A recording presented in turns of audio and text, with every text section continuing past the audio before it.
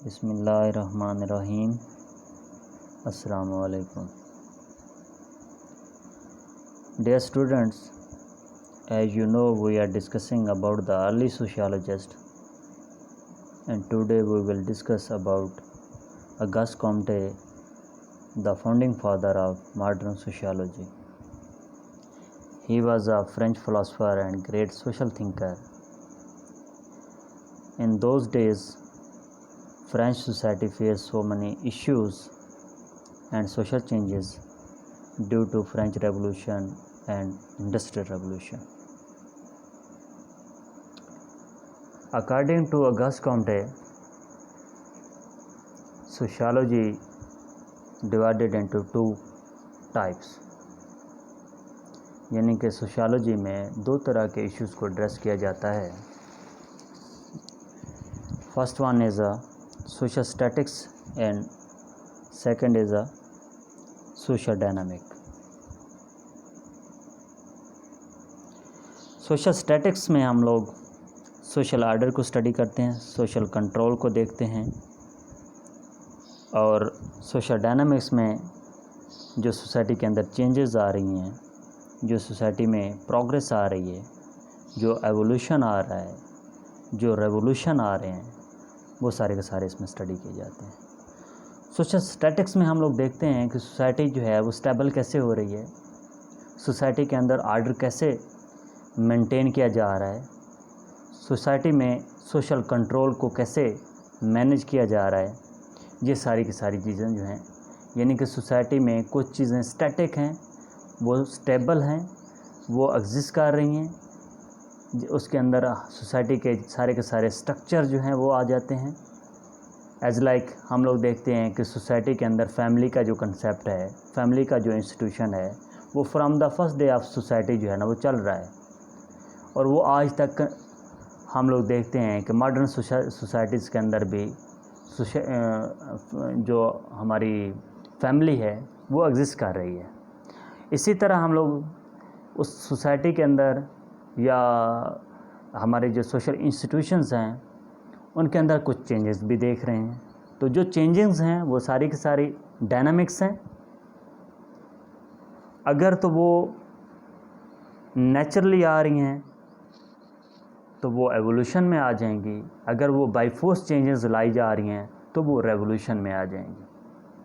अब दोनों चीज़ों की, दोनों कंसेप्ट को, जो दोनों सोशल इश्यूज़ को या दोनों जो हमारे सोसाइटी के अंदर जो चीज़ें चल रही हैं, इन दोनों को जब स्टडी करते हैं तो देखते हैं कि कुछ जो चीज़ें हैं वो सोसाइटी में एज इट इज़ जो हैं वो चल रही हैं. लाइक फैमिली जो है, लाइक एजुकेशन सिस्टम जो है.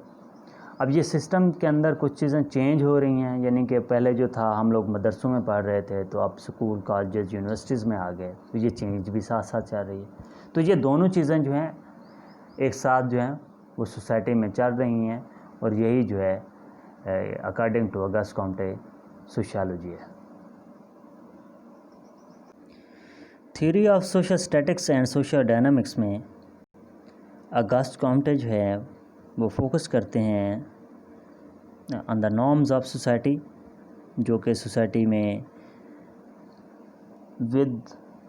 लीस्ट वायलेशन के साथ जो है ना वो ऑब्ज़र्व की जा रही होती हैं. और इंटर रिलेशनशिप जो है बिटवीन ग्रुप्स एंड इंस्टीट्यूशन जो है वो भी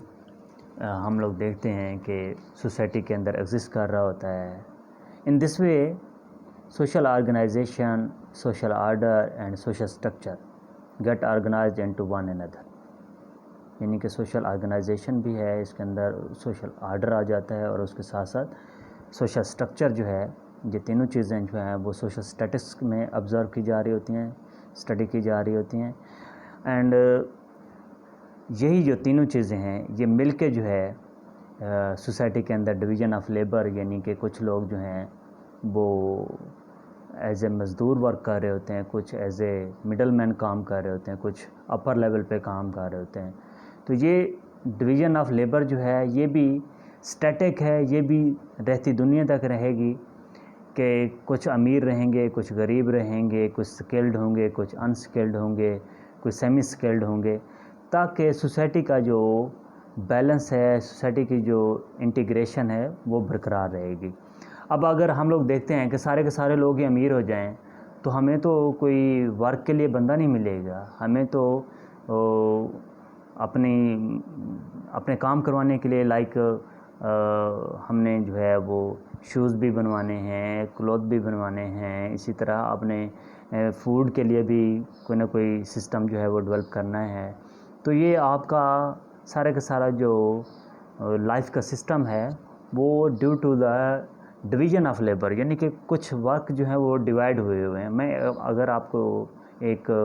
रूरल एरियाज़ की एग्ज़ाम्पल दूं कि वहाँ पे एक दिरखान जो है वो कोई काम कर रहा है, किसान एक काम कर रहा है, इसी तरह उसके साथ साथ कोई हमाम वाला है वो साथ अपनी ड्यूटी सर अंजाम दे रहा है, इस तरह कुछ जो हैं वो मज़दूरी कर रहे हैं। तो ये सारे मिल के जो है, सारे कलर जब मिलते हैं तब जाके एक सोसाइटी डेवलप होती है। तो ये डिवीज़न ऑफ लेबर जो है ये सोशल स्टैटिक्स में आती है और ये एग्जिस्ट करती रहेगी, ये सोसाइटीज़ के लिए ज़रूरी है और ये चलती रहेगी। तो इनके सिस्टम को जब हम या इसी सेटअप को जब हम ऑब्ज़र्व कर रहे होते हैं on the base of social organisation, social order and social structure, तो जो यूनिवर्सल प्रिंसिपल जो हैं वो डेवलप हो रहे होते हैं, वो सारे के सारे सोशल स्टैटिक्स में आते हैं और इसी को ही हम लोग सोशल स्टैटिक्स जो है या सोशल स्टैटिक सोशियोलॉजी कहते हैं। इसी के साथ डायनामिक सोशियोलॉजी के अंदर जो है ना हम लोग जो है चेंज को ऑब्ज़र्व कर रहे होते हैं। हम देखते हैं कि society is ever changing from one condition to another, its natural condition is called social evolution. अगर तो जो चेंज जो है जो आ रही है वो नेचुरल वे में आ रही है तो इसको हम लोग सोशल एवोल्यूशन कहेंगे। If change is brought by force, अगर ये क़ुव्वत या ताकत का इस्तेमाल करते हुए चेंज लाया जा रहा है तो it's called revolution. And if it is brought according to social will and requirement of the people, it is called social progress. तो ये चेंज जो है ये भी from the previous societies, primitive societies, from the first day of life ये change भी आ रहा है, ये आइडियाज़ में भी आ रहा है, ये वर्क में भी आ रहा है, ये स्टाइल्स में भी आ रहा है, ये आपके रहने सहने के तरीक़ों में भी आ रहा है। तो ये सारी की सारी चेंज जो है जितने भी हम लोग देख रहे हैं, आज से 50 साल वाली लाइफ देखें तो आपको बहुत बड़ा फ़र्क नज़र आएगा। आप उससे 50 साल पीछे चले जाएं तो आपको मज़ीद जो है सिंपल सोसाइटी मिलेगी। और इसी तरह अगर आप लोग आगे जाएंगे, यानी कि आज से 50 साल बाद में अगर सोसाइटी को ऑब्ज़र्व करेंगे तो आपको बड़ा कम्प्लेक्स और पता नहीं कितनी चेंजेस जो हैं आज के लाइफ में जो अभी तक अकर नहीं हुई वो आपको मिलेंगी। तो theory of social statics and social dynamics में हमने देखा कि चेंज कैसे आ रहा है और मेंटेनेंस या एक कंट्रोल जो है वो कैसे डेवलप किया जा रहा है सोसाइटी के अंदर। इसी चीज़ को ही उन्होंने जो है ना स्टैटिक्स एंड डायनामिक सोशियोलॉजी का नाम दिया। अब जो है हम लोग बात करते हैं उनके एक बहुत बड़ी मशहूर जो उनकी दूसरी थ्योरी थी वो लॉ ऑफ 3 स्टेजेस है, जिसमें उन्होंने पॉजिटिविज़म की बात की कि साइंस जो है ये कब डेवलप होती है। तो कुछ भी हो, मतलब वो सोसाइटीज़ हों, वो ह्यूमन माइंड्स हों, वो कोई ऑर्गेनाइजेशन हो, वो कोई एक कल्चर हो, वो 3 स्टेजेस से गुज़र के जो है ना वो लाइफ जो है अपनी जो है ना वो गुज़ार रहे होते हैं, या अपनी जो ज़िंदगी है उसके अंदर वो 3 स्टेजेस से गुज़र के जो है ना वो चल रहे होते हैं। तो according to August Comte, science जो है इसकी भी जो इमर्जेंस है वो भी एक मतलब एक चेन सिस्टम के साथ आई है। पहले जो थी कोई पहली स्टेज है, यानी कि उसको इन्होंने थियोलॉजिकल का नाम दिया। नेक्स्ट जो है वो मेटाफिज़िकल है एंड थर्ड जो है वो पॉजिटिविज़म है। अब थियोलॉजिकल इन शॉर्ट मैं आपको बताता हूँ। थियोलॉजिकल स्टेज जो होती है जिसके अंदर हम लोग जो हैं वो गॉड विल को जो है वो हम लोग अहमियत दे रहे होते हैं कि जो भी हो रहा है सोसाइटी के अंदर, हमारी लाइफ के अंदर जो भी हो रहा है वो इंसान के बस में नहीं है, वो सारा का सारा जो है ना कोई सुपर नेचुरल थिंग्स हैं जो इस चीज़ को कंट्रोल कर रही हैं। हमारी लाइफ में जो भी अच्छाइयाँ हो रही हैं या हमारे कोई प्रॉब्लम्स आ रहे हैं, वो सब के सब जो हैं वो गॉड की तरफ से हैं। वो अब इस स्टेज के अंदर, थियोलॉजिकल स्टेज के अंदर, गॉड्स पे भी फिर 3 कैटेगरीज़ हैं। कुछ जो हैं वो नेचुरल चीज़ों को जो है ना वो समझ रहे हैं कि वो हैं सारी की सारी, यानी कि हवा, पानी और सूरज और ये चीज़ें हमें कंट्रोल कर रही हैं। कुछ जो हैं फिर वो जो हैं वो समझ रहे हैं कि बहुत सारे देवताज़ हैं जो हमें कंट्रोल कर रहे हैं। और एक स्टेज जो है वो मोनोथिज़म है, यानी कि जिसके अंदर हम लोग समझते हैं कि सिर्फ एक खुदा है जो सबको कंट्रोल कर रहे हैं। तो ये थियोलॉजिकल स्टेज के आगे 3 स्टेजेस हैं। तो इसी तरह हम लोग अगर नेक्स्ट स्टेज की बात करें, यानी कि पहली जो प्रिमिटिव स्टेज है या पहली जो स्टेज है जिसके अंदर हम लोग देखते हैं कि सिर्फ गॉड के मुताबिक ही लोग जो हैं वो अपनी लाइफ गुजारते हैं, वैसा सोचते हैं, वैसे उनकी लाइफ में जो है ना कोई भी वाक़यात हो रहे हैं वो उनमें उनका कोई कसूर नहीं है, वो सारा का सारा देवताज़ की वजह से हो रहा है, वो सारी की सारी चीज़ें जो हैं वो गॉड्स की तरफ से हो रही हैं। तो ये थियोलॉजिकल स्टेज है। अब इसी तरह नेक्स्ट स्टेज के अंदर जो है ना मेटाफिज़िकल स्टेज जो है, इसमें कुछ डेवलपमेंट आती है। अकॉर्डिंग टू अगस्त कॉम्टे जो 1300 या 1300 से पहले का इरा है वो सारा का सारा थियोलॉजिकल स्टेज में आता है। 1300 से 1800 ईस्वी तक जो है वो सारा जो ये स्टेज जो है वो सेकंड स्टेज में आता है, मेटाफिज़िकल स्टेज है, जिसके अंदर फ़िलासफ़ी जो है ना वो जो मतलब रिलीजियस पर्सपेक्टिव था या रिलीजियस जो डोमिनेशन थी हमारी हर चीज़ के ऊपर, उसको जो है ना वो उसके अंदर जो है ना चेंजेस आती है और फ़िलासफ़ी जो है वो जो है कंट्रोल जो है ना वो कर लेती है चीज़ों को। डिस्कशन के बाद एक दूसरे से अपने एक्सपीरियंस शेयर करने के बाद जो है ना जो चीज़ें सामने आ रही थी उसको अहमियत ज़्यादा दी जा रही थी मेटाफिज़िकल स्टेज के अंदर। एंड थर्ड स्टेज के अंदर जो है ना वो पॉजिटिविज़म है, जिसके अंदर जो है ना वो सारा का सारा साइंटिफिक ऑब्जर्वेशन के साथ आ रहा है, यानी कि कुछ भी वाक़यात हो रहे हैं, कुछ भी जैसे आज के दौर में जैसे कोरोना पेंडेमिक हो रहा है, पूरी वर्ल्ड जो है ना ये सफ़र कर रही है। तो अगर ये 1300 से पहले होता तो अकॉर्डिंग टू अगस्त कॉम्टे ये सुपर नेचुरल चीज़ें जो थी उनकी तरफ से हमें अज़ाब में डाला गया था। हो सकता है देवताज़ ने हमसे कोई बदला लिया हो, तो ये इस वजह से है। एंड मेटाफिज़िकल स्टेज के अंदर कुछ मुफक्किर जो हैं ये हमारे मतलब जो फ़िलासफ़ीज़ हैं उस पर डिस्कशन करते, गौर व फ़िक्र करते, यानी कि इन बिटवीन, यानी कि ना वो पहली स्टेज होती है ना वो थर्ड स्टेज होती है, इन बिटवीन, यानी कुछ साइंस को भी मानते और कुछ जो हैं वो पिछली जो स्टेज थी जिसके अंदर सुपर नेचुरल चीज़ों को हम लोग समझ रहे थे कि वो कंट्रोल कर रही हैं। इन दोनों का मिक्सचर जो था वो हमें मेटाफिज़िकल स्टेज में नज़र आता है। और थर्ड स्टेज के अंदर जो है ना पॉजिटिविज़म है। तो आज के दौर में हम लोग कोरोना को जो है ना वो एक वायरल डिजीज़ समझते हैं। जितनी भी साइंटिफिक अप्रोचेज़ हैं वो यूज़ करते हुए हम लोग कोरोना के बचाव से जितने भी तरीके हमें on the base of research नज़र आ रहे हैं उसको हम लोग मान रहे हैं, उस पर हम लोग यकीन भी रख रहे हैं और उसके ऊपर हम लोग अपनी प्रिकॉशंस भी ले रहे हैं। तो ये सारा का सारा 3 स्टेजेस के अंदर हम लोग जब देखते हैं तो हमें समझ आ जाता है। तो उन according to Auguste Comte positivism stage कुछ चीज़ों के अंदर जो है ना वो बड़ी जल्दी आ जाती है, जैसे नेचुरल साइंसेस के अंदर जो है ना ये थर्ड स्टेज जो है ये बड़ी जल्दी जो है ना वो मैथ ने, बायो ने, फिज़िक्स ने, केमिस्ट्री ने, क्योंकि नेचुरल चीज़ें हैं, ऑब्जेक्ट की स्टडी है, कंक्रीट आइडियाज़ हैं, तो वो अपनी हालत नहीं बदल रहे होते। यानी कि H2O पाकिस्तान के अंदर भी पानी है, वो अमेरिका के अंदर भी पानी है, वो इंडिया के अंदर भी पानी बनेगा, वो किसी भी जगह पे आप जाके इन दोनों को मिक्स करेंगे तो ये पानी ही बनेगा। बट जब हम लोग सोशल आइडियाज़ की बात करते हैं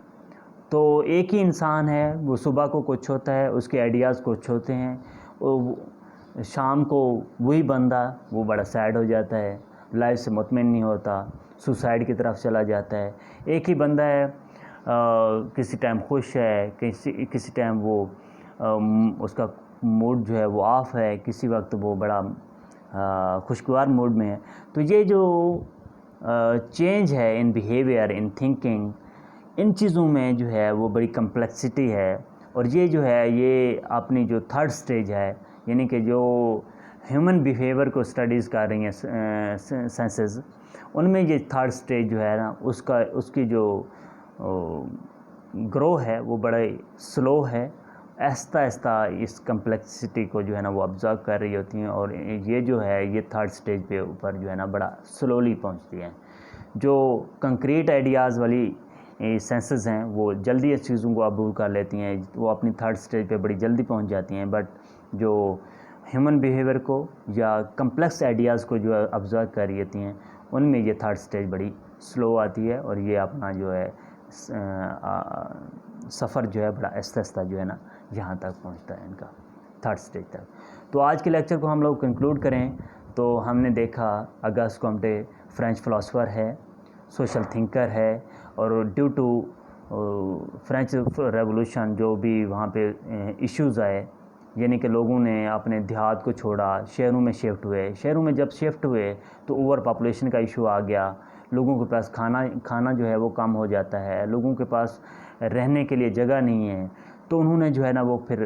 क्राइम भी करना स्टार्ट कर दिया, लोगों की हेल्थ भी सफ़र हुई। तो बहुत सारी जो हैं सोशल इश्यूज़ जो हैं,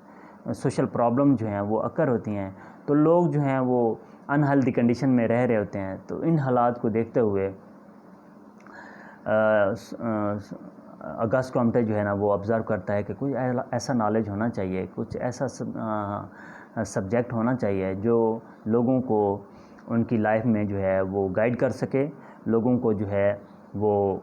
बता सके कि आप अपने सोशल इश्यूज़ को कैसे हल कर सकते हैं,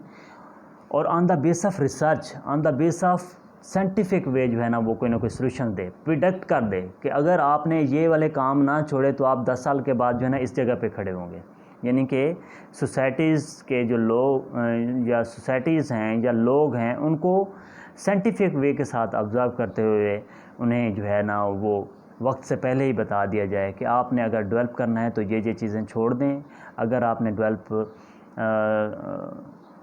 अपने आप को करना है, अपनी हेल्थ को करना है, अपनी सोसाइटी को करना है, अपनी लाइफ को करना है, तो जो ये इश्यूज़ आ रहे हैं इन चीज़ों को आप लोग छोड़ते जाएंगे तो आप अपनी लाइफ में बेहतरी देखते जाएंगे। तो इन्होंने जो है साइंटिफिक वे को यूज़ किया, जिसको हम लोग पॉजिटिविज़म का नाम देते हैं, जिसके अंदर इन्होंने साइंस के असूलों को, जिस तरह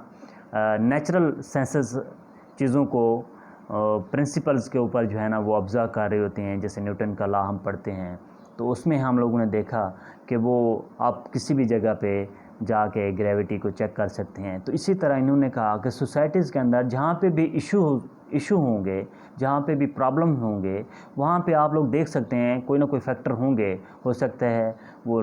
अनएजुकेशन की वजह से जो है, इलिटरेसी की वजह से जो है ना लोग जो है ना वो प्रॉब्लम की तरफ जा रहे हों, या फिर अनएम्प्लॉयमेंट की वजह से जो है ना प्रॉब्लम हो सकते हैं। तो ये ऑब्ज़र्व किया जा सकता है, ये नहीं है कि बस रैंडमली ही ये इश्यूज़ हो रहे हैं और कुछ सोसाइटीज़ जो है ना वो डेवलप कर रही हैं और कुछ सोसाइटीज़ जो हैं वो लाइफ जो है ना वो बड़ी ट्रबल में गुजार रही हैं। ऐसा नहीं है, इनके पीछे लॉजिक्स हैं, इसके पीछे जो है ना कोई फैक्टर्स हैं। उन फैक्टर्स को ऑब्ज़र्व करके साइंटिफिक वे के साथ हम लोग पढ़ के जो है उनको एड्रेस करके सोसाइटी को पीस की तरफ ला सकते हैं। तो इस सारे नॉलेज के लिए, इस सारी अप्रोच को उन्होंने सोशियोलॉजी का नाम दिया, और इसके साथ साथ उन्होंने सोशियोलॉजी को 2 टाइप्स में डिवाइड किया, static sociology and dynamics. Static कुछ चीज़ें जो है ना वो साकन हैं, वो स्टैटिक खड़ी हुई हैं, जिस तरह हमारा सोसाइटी का स्ट्रक्चर है, जिसके अंदर फैमिली है, रिलीजन है, कुछ ना कोई गवर्नमेंट है, ये सारा का सारा स्टैटिक स्ट्रक्चर है। इसी तरह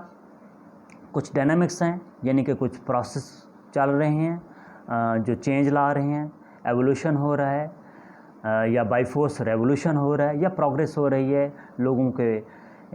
डिज़ाइन चेंज हो रहे हैं, स्टाइल चेंज हो रहे हैं, लोग जो हैं वो लाइफ में जो है ना न्यू चीज़ें सीख रहे हैं, उनको इम्प्लीमेंट कर रहे हैं, और लाइफ जो है मज़ीद बेहतर से बेहतर हो रही है। तो ये सारी की सारी चेंजिंग्स जो हैं ये सोशल डायनामिक्स का हिस्सा है। और सोशियोलॉजी जो है उसमें जो है उन्होंने लॉ ऑफ 3 स्टेजेस की बात की